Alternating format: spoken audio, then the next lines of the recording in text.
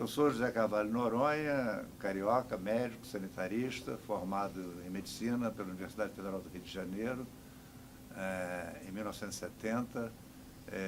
Participei ativamente do movimento estudantil naquela época, na luta pela democracia.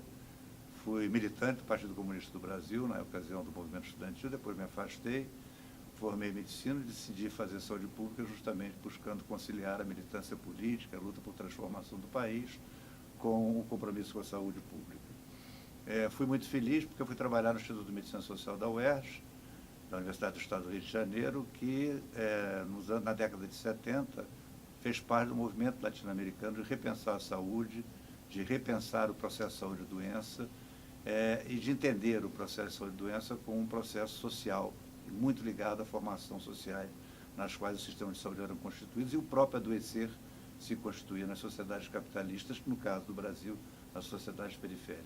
O Instituto foi um polo importante de pensamento, tanto do ponto de vista da crítica à higiene, à saúde pública tradicional, como também na descoberta de novos caminhos da prática sanitária. E eu me engajei fortemente na linha de procurar trazer a reflexão política para a prática social. Fui cevado, fiz minha pós-graduação na Baixada Fluminense, do Movimento Amigos de Bairros, procurando obter inspiração, dos movimentos populares que começavam a se recompor naquela época. Então, foi um momento muito importante da segunda metade da década de 70, que foi a distensão do governo Geisel, mas também foi um momento de termos um governo, apesar do regime autoritário, de ter um projeto de desenvolvimento nacional. Então, nós tínhamos alguns ingredientes muito importantes: luta contra a ditadura, cotejando com um projeto de desenvolvimento nacional, com o qual era possível um diálogo, e nesse contexto nasceu o repensar crítico na América Latina, não foi só um fenômeno no Brasil, sobre o processo de saúde e doenças e sobre a organização do sistema de saúde. Pela origem, pela esquerda, do Partido Comunista do Brasil, do Partido Comunista Brasileiro, e de movimentos também de movimentos socialistas, havia a concepção de que o sistema de saúde, para dar conta do adoecer e do sofrimento das pessoas, tinha que ser universal, se inspirava tanto no modelo das sociedades comunistas, naquela época a União Soviética ainda existia, o modelo cubano também era fortemente inspirador, como no modelo, das sociais-democracias como europeias, como a Suécia, a Dinamarca, a Noruega, e o modelo do Sistema Nacional de Saúde inglês, que era uma sociedade capitalista.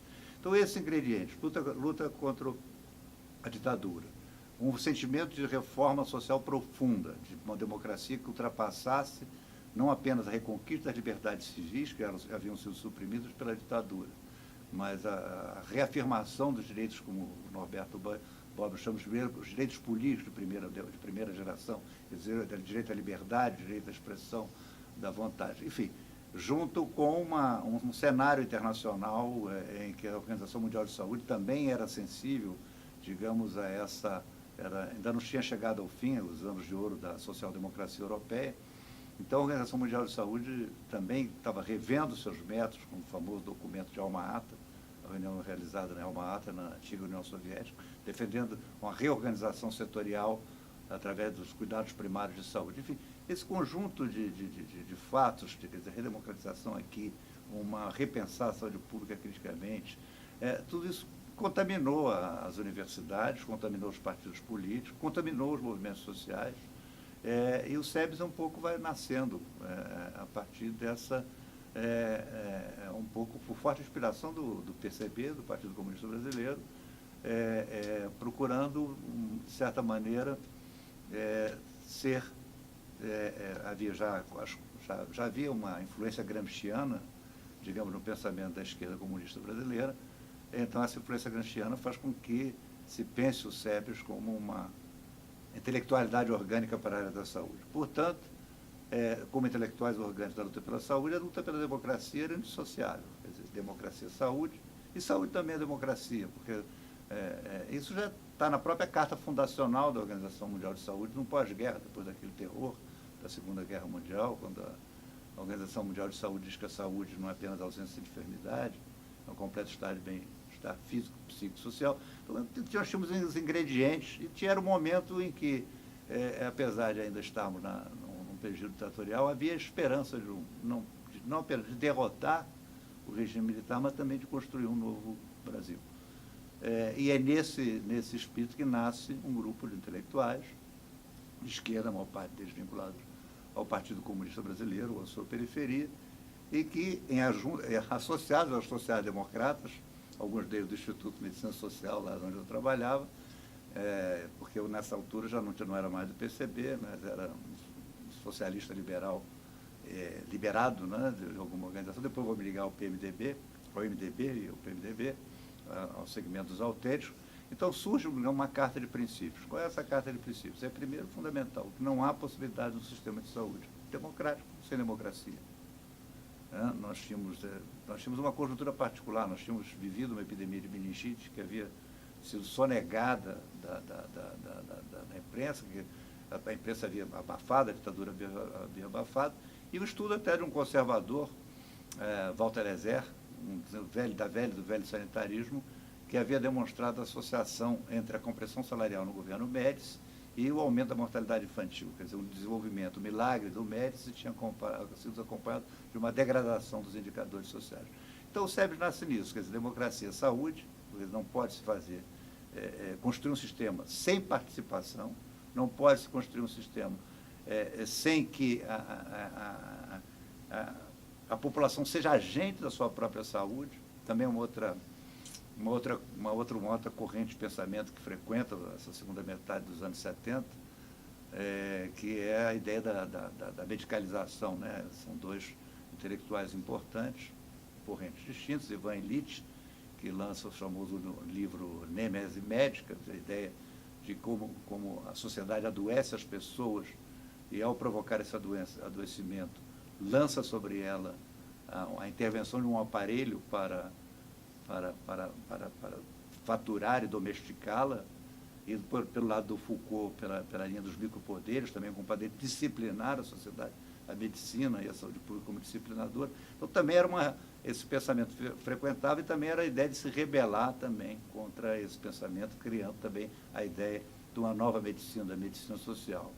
Então, todos esses ingredientes vão criando um grupo de pessoas, né?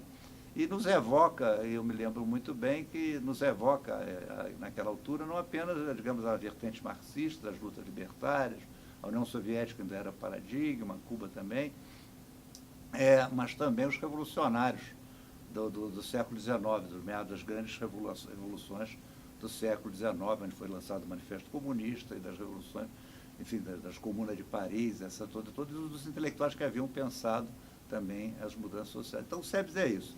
E o que diz o SEBS? Quer dizer, saúde e democracia, que as condições de saúde dependem das condições sociais e econômicas que são articuladas pela sociedade num determinado tempo da sua história, que o sistema de saúde, em resposta a essas condições de saúde, tem que ser um sistema que garanta o acesso universal e igualitário a essas ações e serviços, que ele só pode construir junto com o povo.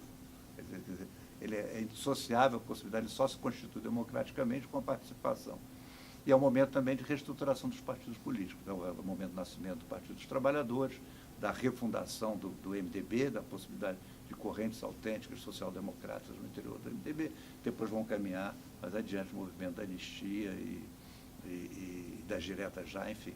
Então, o SEBS nasce nisso. Então, essa carta de princípios, ela vai depois evoluir, vai ser absorvida, tem um processo amplo de discussão, não apenas, digamos, no mundo acadêmico, que a Arouca conduz com grande proficiência, mas também começa a penetrar associações de moradores e algumas administrações municipais, que havia um grande movimento municipalista à época, que vai absorvendo também com propostas de implementação de pequenos projetos de reformistas, como é o caso de Londrina, Niterói, enfim, e algumas iniciativas, como a de Nova Iguaçu, onde participava eu, Barra Funda, São Paulo, enfim, por toda parte, que esse movimento vai, digamos, também incorporando, digamos, essas diretrizes que vão depois se consolidar e se transmitir para a 8ª Conferência Nacional de Saúde, que no ano de 2016 ela faz seus 30 anos, né?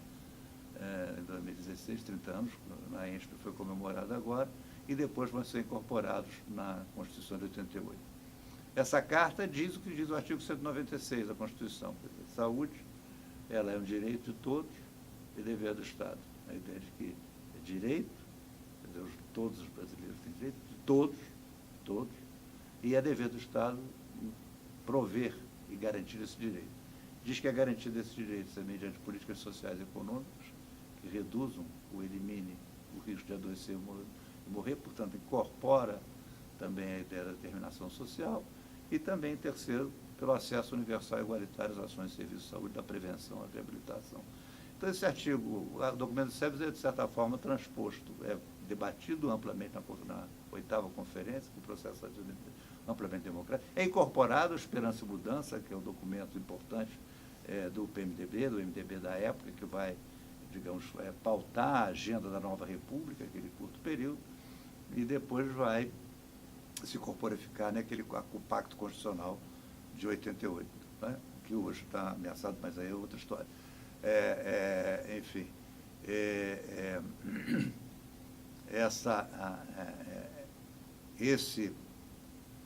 esse pensamento é um pensamento que, portanto, juntou, extravasou a intelectualidade, alcançando a política, alcançando os movimentos sociais e alcançando a sociedade como um todo. E o pacto foi possível ser feito em 1988. O texto constitucional, ao estabelecer as diretrizes do Sistema Nacional de Saúde, do Sistema Único de Saúde, ele, por razões da própria história do Brasil, ele tem que dar espaço para a presença da iniciativa privada.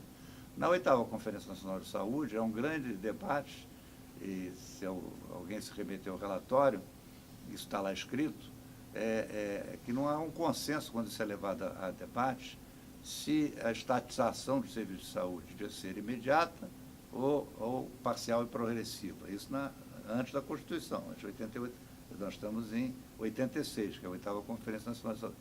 Por quê? Porque a base do sistema, da organização do sistema de saúde era uma base que tinha uma parte que era os sistemas municipais, os sistemas estaduais de saúde, que eram organizados pelo setor público, e a grande parte, digamos, onde estava o volume de recursos, era pela Previdência Social, que era o sistema de proteção social que existia, que havia sido constituído desde o tempo de Vargas, durante os anos 30. Então, esse sistema de prestação de serviços era prestado por uma rede hospitalar privada. Uma parte dos serviços era prestado por uma rede hospitalar privada. Então, era impensável, inimaginável, que àquela altura que se pudesse ter sequer a estatização progressiva do sistema de saúde.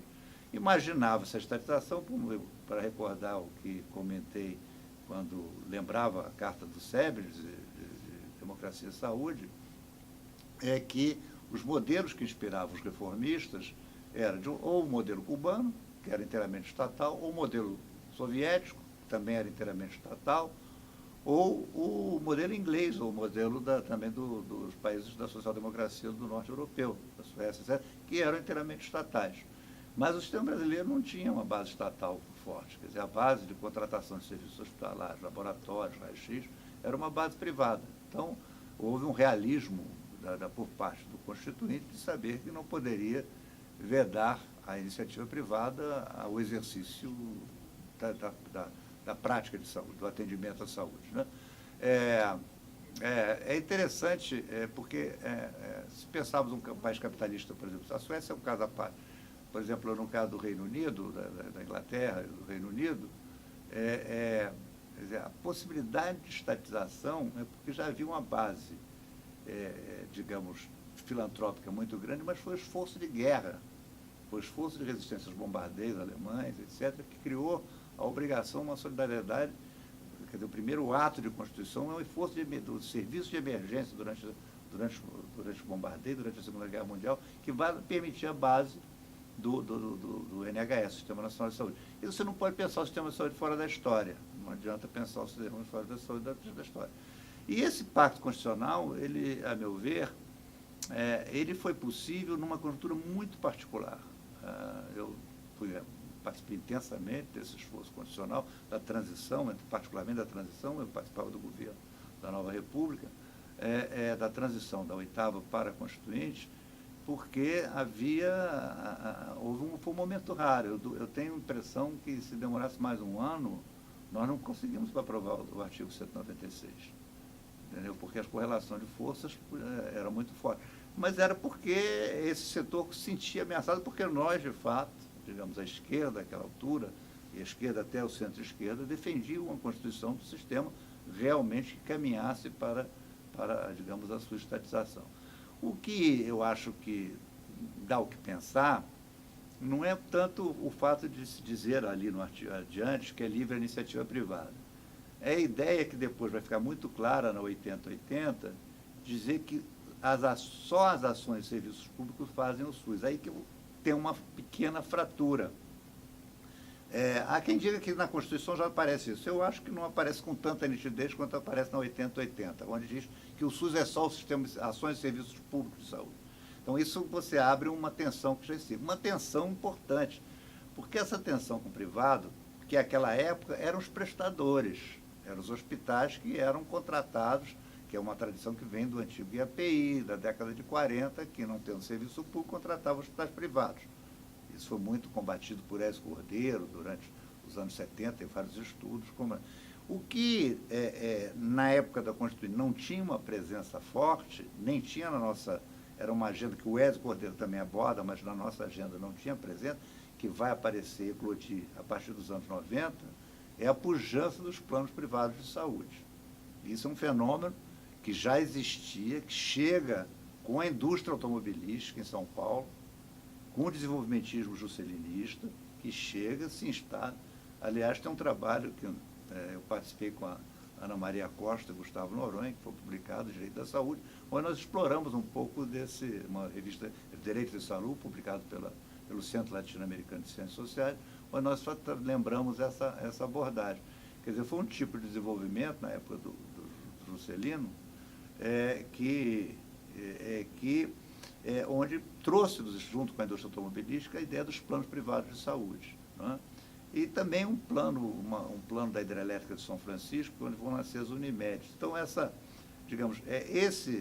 serpente, esses ovos que são postos durante o governo desenvolvimentismo juscelinista, eles vão explodir, vão nascer, vão criar as cobrinhas nos anos 90, quando você tem um artigo meu com a Laura Tavares, que a gente explora isso também, onde você vai ter, pelo subfinanciamento, você vai ter um aprofundamento, digamos, desse mercado dos planos privados de saúde, que vão crescer de maneira significativa por conta do subfinanciamento.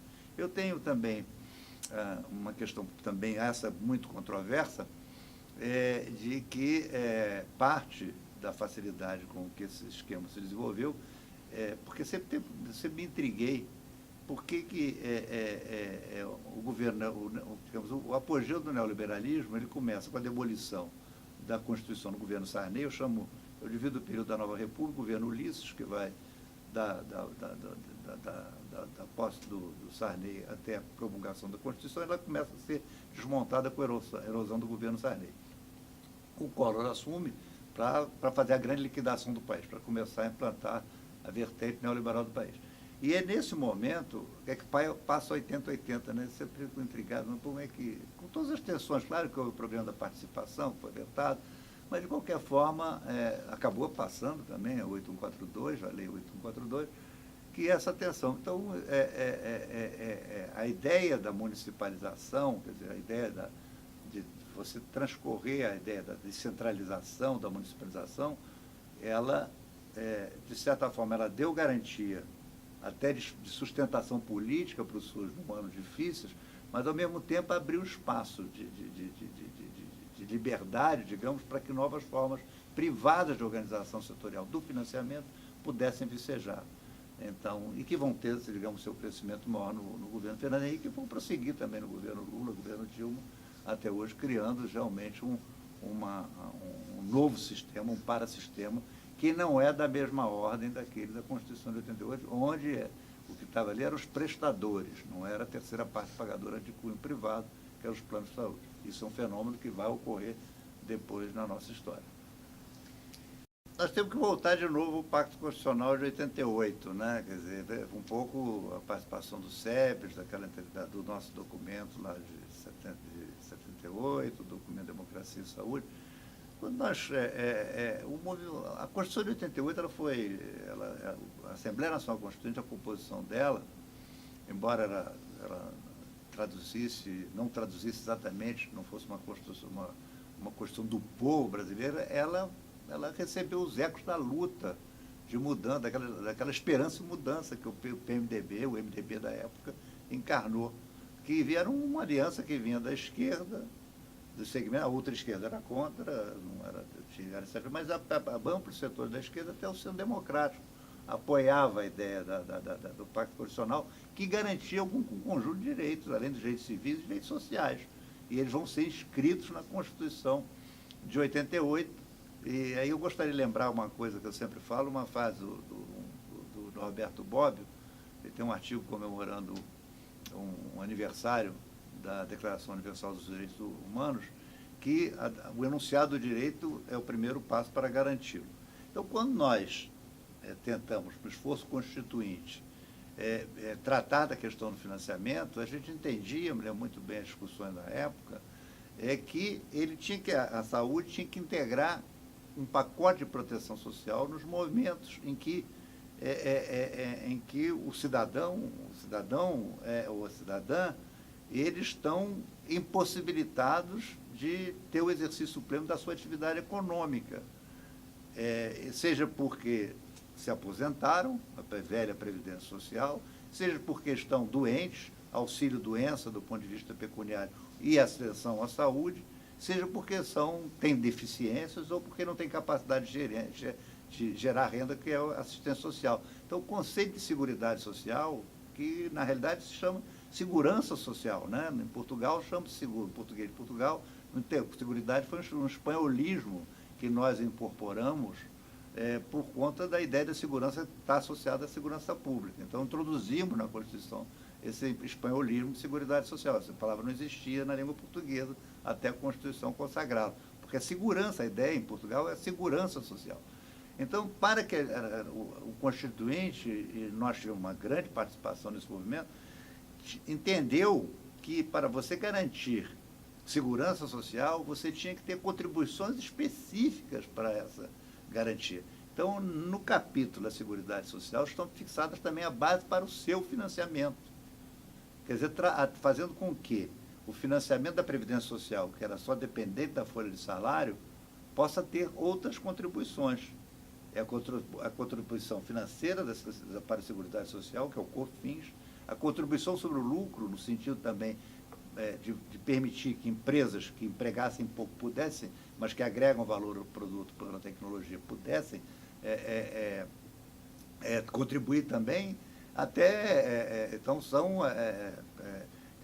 ir até o concurso de loterias, né? Concurso de loterias. Então, a gente criou um bloco de financiamento da Seguridade Social, que, à época, a saúde ali, nesse bloco de financiamento, correspondia por 30% dos recursos da Previdência da Seguridade Social. E isso foi incluído nas disposições transitórias, para ser regulamentado posteriormente. Então, a ideia, inclusive, à época, é que esse mecanismo da Seguridade Social deveria fazer parte de um orçamento social.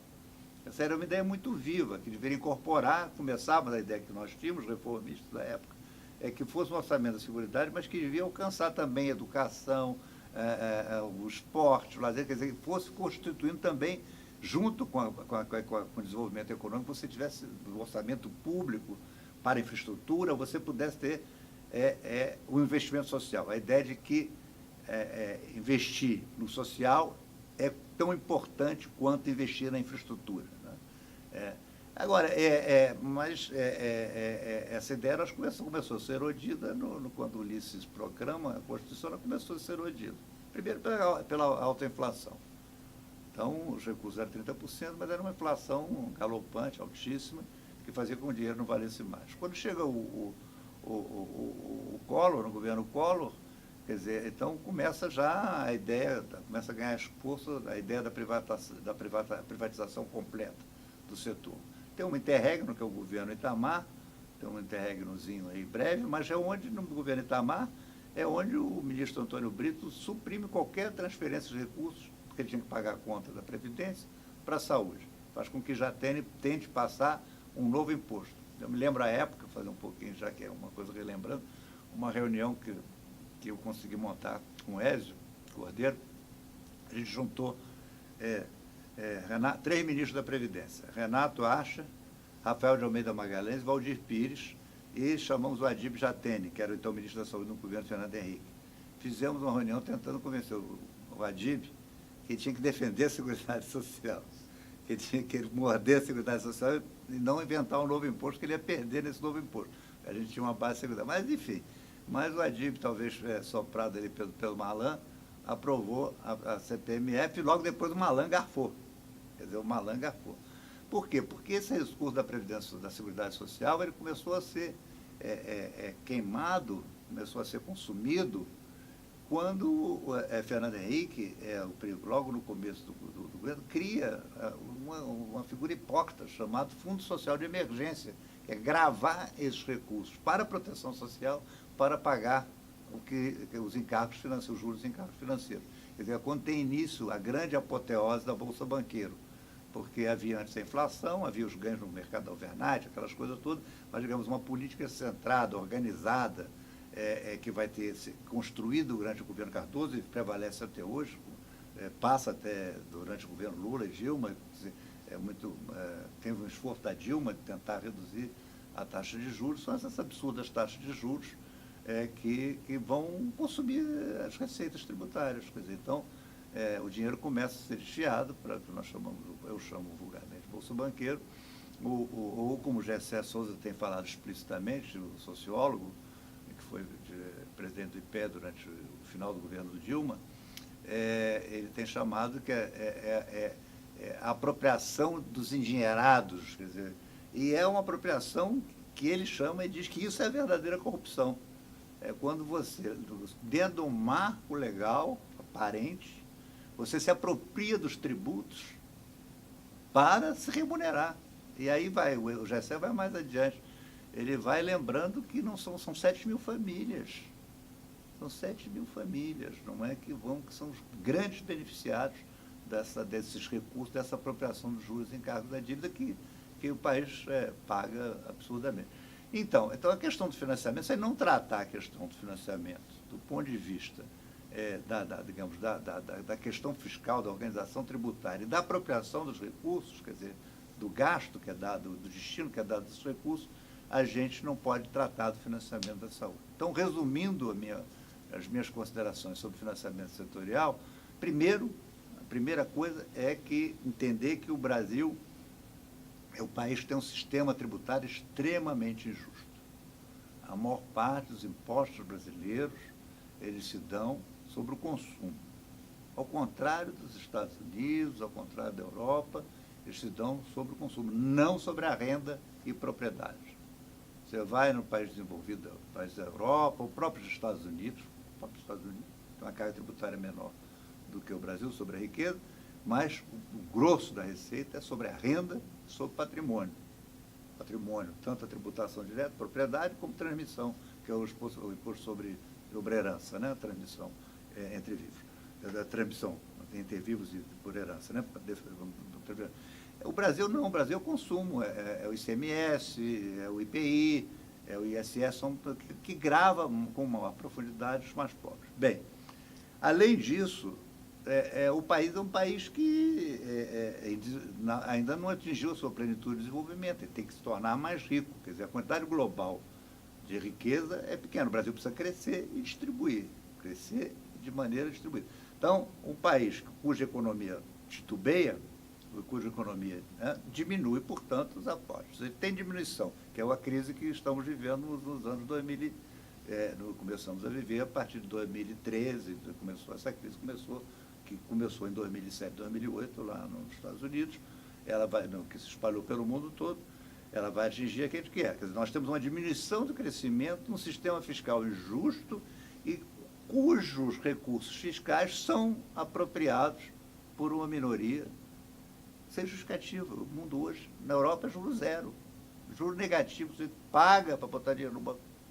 Paga para dinheiro. Então, Então, como é que você vai financiar a saúde? Então, não tem jeito. Quer dizer, a saúde era subfinanciada e você tem algum agravamento desse subfinanciamento por conta de um sistema tributário injusto. E por quê? E porque você começa a ter sistema de planos de seguro-saúde também gozando de um tratamento fiscal que permite que ele cresça, que ele é incentivado, no sentido que você pode, ao contratar o plano de saúde, abater do seu imposto de renda. As empresas, você pode contratar planos de saúde como um salário indireto, sem ser contributivo.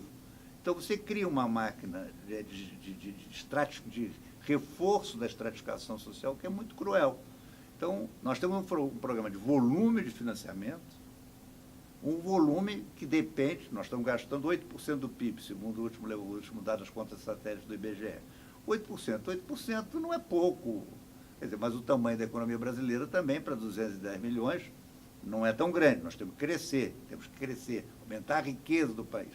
Agora, desses 8%, menos da metade é público, um pouco mais da metade é privado. Então, nós temos, desses 8%, nós temos 3,5% do PIB, que é o setor público, para financiar a saúde para 150 milhões de brasileiros. Porque o plano de saúde só financia um quarto da população brasileira, 50 milhões de brasileiros. Então, nós temos um problema aí crítico, quer dizer, no estudo que eu fiz aí no projeto que eu tenho na Fiocruz, Saúde Amanhã, que é uma exploração dos horizontes do sistema de saúde brasileiro, um horizonte móvel de 20 anos, a gente mostra que se eu mantivesse uma taxa que está fora do nosso propósito, de crescimento do país de 4% ao ano, não está no horizonte. Isso nos tempos atuais, nos próximos 20 anos, eu não consigo ter uma taxa média de 4%. Se eu fizesse isso, se eu fizesse daqui a 20 anos e dedicasse os 8% todos para a saúde, eu estaria como estava a Inglaterra no ano 2000. Quer dizer, então, em 2036, se eu reverter, se o Brasil crescer a taxa de 4%, eu vou ter o gasto per capita da Inglaterra do ano 2000. Então, você vê que eu tenho um subfinanciamento estrutural, que é o que é mais importante. Bem, aí você chega nos dias de hoje e diz o seguinte: não, eu vou continuar pagando a Bolsa Banqueiro, quer dizer, eu vou continuar pagando, pegar os impostos e dar 25% ou mais, conforme o caso, para pagar juros em cargo da dívida. Eu vou congelar e só corrigir pela inflação os recursos para a saúde e educação. E os outros. Então, você vê, eu tenho um sistema subfinanciado, altamente inequitativo. Os recursos da tributários sendo destinados para pagamento de juros em cargo da dívida. Então, um sistema subfinanciado. A população envelhece. No estudo saiu da manhã, só para que se tenha uma ideia, só a mudança do perfil demográfico nos próximos 20 anos, os gastos com atenção à saúde, pelo envelhecimento populacional, sem nenhuma epidemia, sem nada, aumentarão em 37%. Quer dizer, eu só pelo envelhecimento populacional teria uma necessidade de aportar mais 37%. Eu estou congelando os recursos que já são escassos, né? Então, digamos, essa tensão essa questão é a questão nuclear do financiamento, que é uma questão que reforça o sistema injusto, que reforça as iniquidades. A receita dos planos de saúde já é 1,5 vezes o orçamento do Ministério da Saúde. No ano 2015, 2016, deve ser mais do que, deve dar 1,7 vezes Então, nós estamos fazendo uma crueldade, quer dizer, nós estamos congelando o gasto para o povo e criando novas formas de acumulação e reforçando a terrível iniquidade da sociedade brasileira, beneficiando, sobretudo, as 7 mil famílias, que é a chamada corrupção legal. A questão do Pacto Constitucional de 88, neste ano, nesse segundo semestre de 2016, depois do golpe que depois a presidenta Dilma Rousseff, que apeou do poder, nós estamos vivendo, o Brasil está vivendo um momento muito grave, muito grave, muito grave. Muito grave porque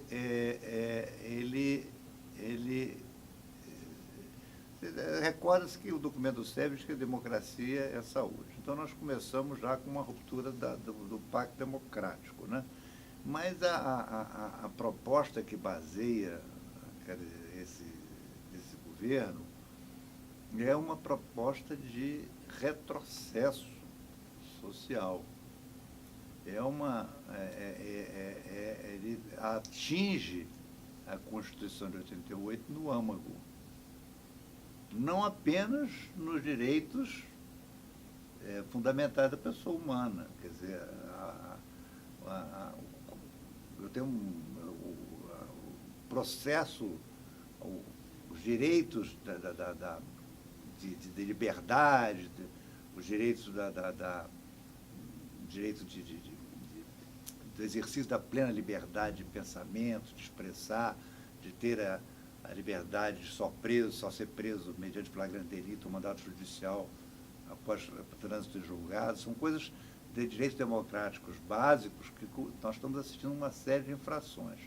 Na área social, as propostas são assustadoras, porque essa emenda constitucional, ela é inconstitucional, porque coloca nas disposições transitórias um congelamento de gastos com saúde e educação por 20 anos.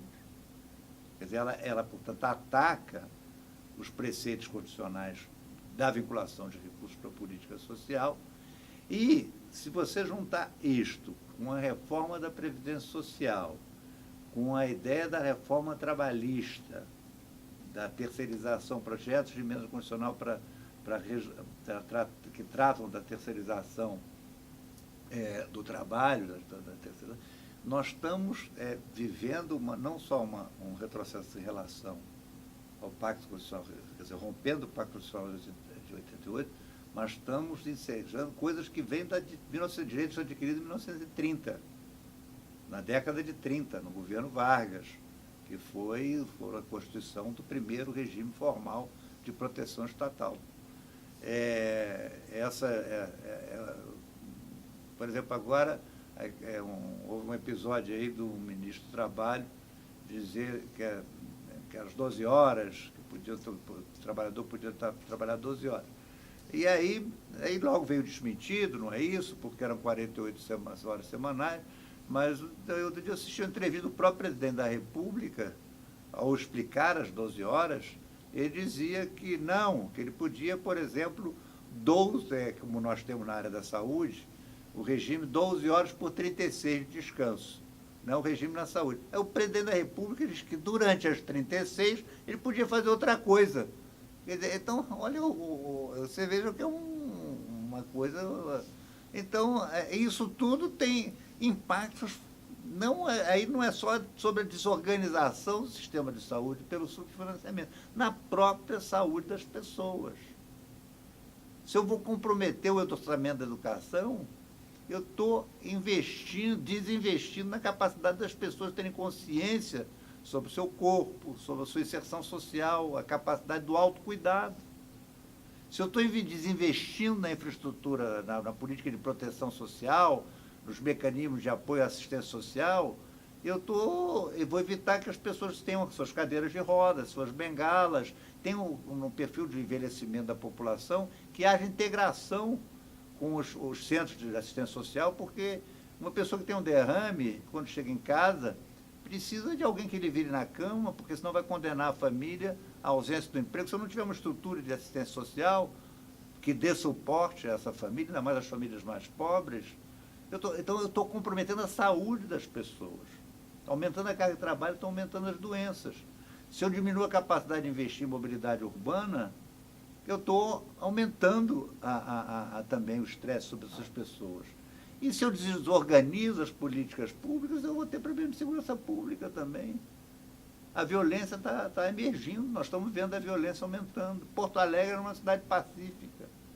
Porto Alegre é uma cidade de menor criminalidade do Brasil. Hoje precisa de Força Nacional para garantir a segurança cidadão. Por quê? Porque nós estamos vivendo um retrocesso de extrema gravidade, não apenas sobre...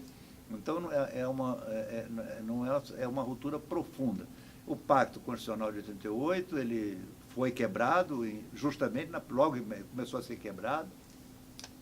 Depois ele começou, nós tivemos um pequeno respiro, começamos a respirar no governo Lula e Dilma, nós começamos a ter uma possibilidade de recomposição, particularmente a partir do segundo governo Lula, quer dizer, passamos a ter a possibilidade de recompor, digamos, o tecido social, a solidariedade social, e esse governo agora, quer dizer, além disso, ele quer desfazer laços de solidariedade entre as pessoas. Isso é muito dramático, quer dizer, ele quer fazer com que o homem, cada cidadão brasileiro, seja inimigo, o cidadão do seu vizinho. Quer estabelecer no Brasil a mentalidade Big Brother. Eu tenho que trair, que eu tenho que arrebentar com o meu vizinho, eu tenho que ganhar dele, entendeu? Desvirtuar até as Olimpíadas agora, quer dizer, um pouco que é o esforço que o Papa Francisco disse que era o esforço de solidariedade da nação. Não, eles só enfatizaram o lance da minha competição do vitorioso. Não, a Olimpíada é uma festa democrática. Nós tivemos sorte que ainda pegou na cerimônia da abertura e tal, ainda pegamos um rescaldozinho, porque ela não foi planejada em 15 dias. Quer dizer, nós tivemos ainda um rescaldo de uma cultura que está sendo destruída também, essa ideia de solidariedade. Então, é um momento de extrema gravidade. Provavelmente esse meu depoimento é atemporal, mas esse momento que eu estou falando, que nós estamos em outubro de 2016, eu acho que o golpe não terminou. O golpe prossegue. É um processo que se iniciou logo depois, quer dizer, na realidade ele começa a ser construído com a posse do próprio Lula no primeiro mandato, e depois ele vai se sofisticando, se acentua já no governo Dilma, no segundo governo Dilma, então, aí ele começa a tecer todas as suas armas. É um golpe, como diz o Gessé, um golpe dos endinheirados. Os endinheirados pela apropriação da riqueza pública, pela apropriação da riqueza nacional. Além disso, é um projeto entreguista. Então, eu acho que ele não está concluído. Por que eu acho que ele não está concluído? Porque eles querem o predomínio da rapinagem institucionalizada, a rapinagem legal. Então, tem muito parasita, né? Tem muito parasita e eu acho que esses parasitas, dessa coisa mais mesquinha, entre aspas, né? Eles são disfuncionais, digamos, ao aprofundamento do golpe. Então, eu temo que nós possamos assistir ainda a uma redução maior de direitos civis, inclusive, uma opressão maior da desigualdade, um aumento da desigualdade social. É preciso lembrar mesmo isso não foi só no Brasil, não.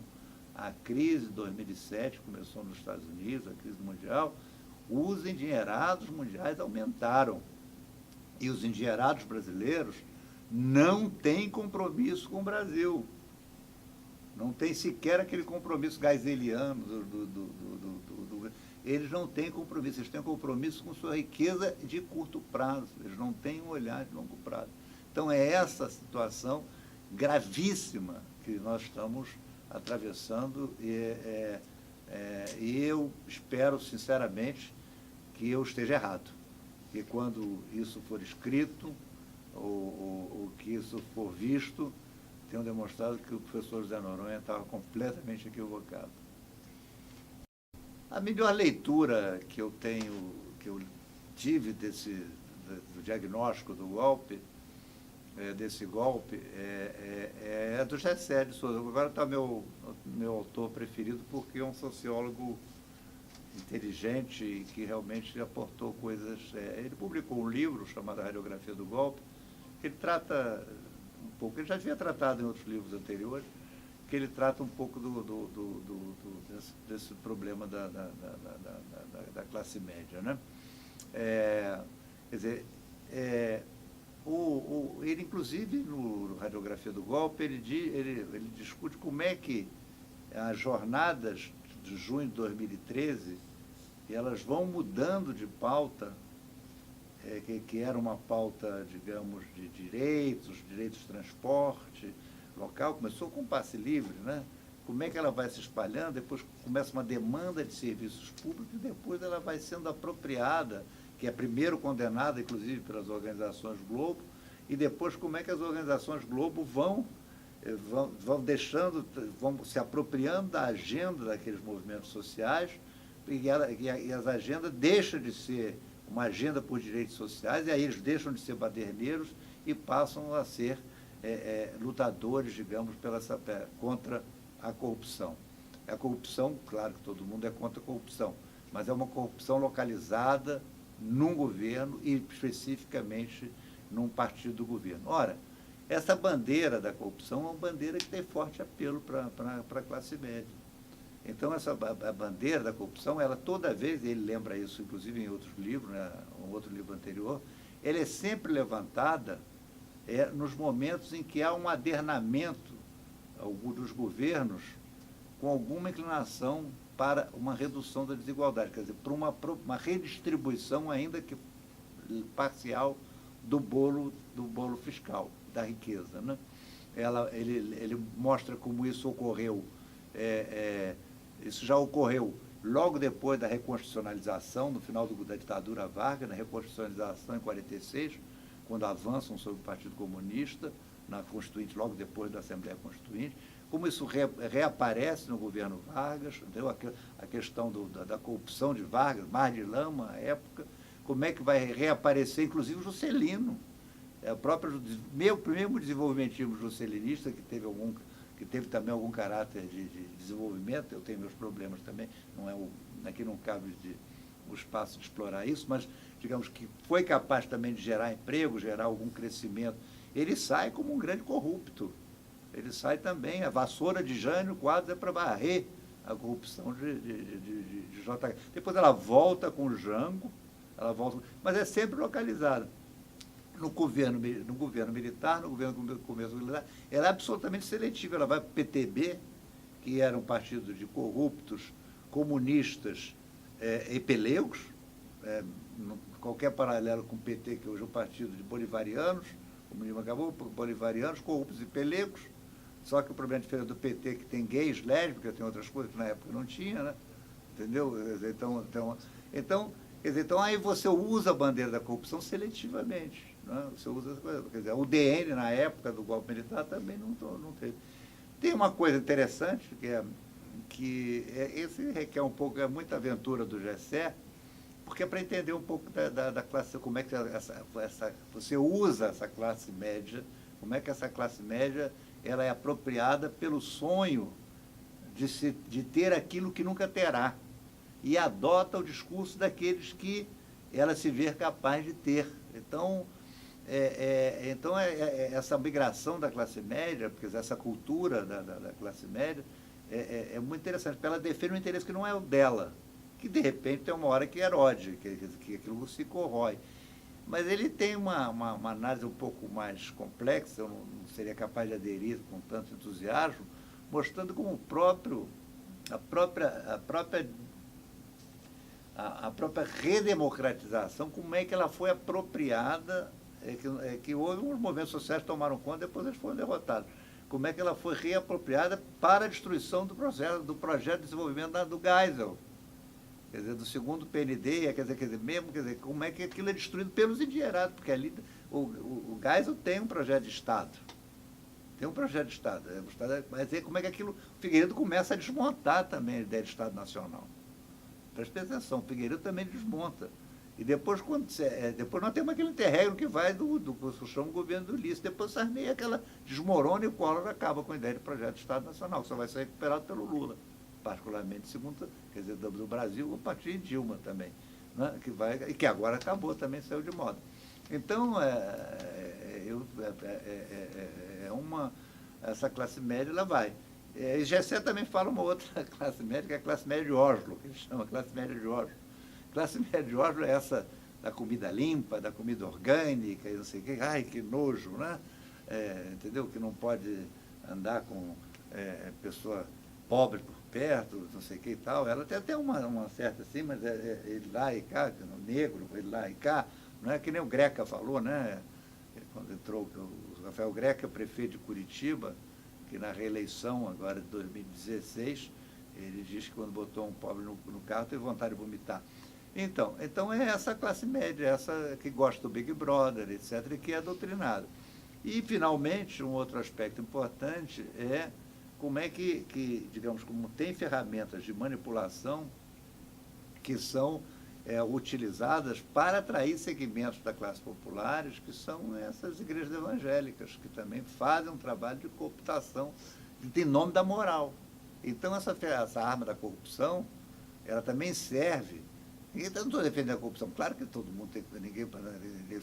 Mas se é para combater a corrupção à vera, você não pode dizer que, como disse o Gilberto Carvalho uma vez, falando do dinheiro aí de uma dessas empreiteiras, dinheiro limpo vai para a campanha do PT, dinheiro limpo vai para a campanha do PSDB, dinheiro sujo vai para a campanha do PT.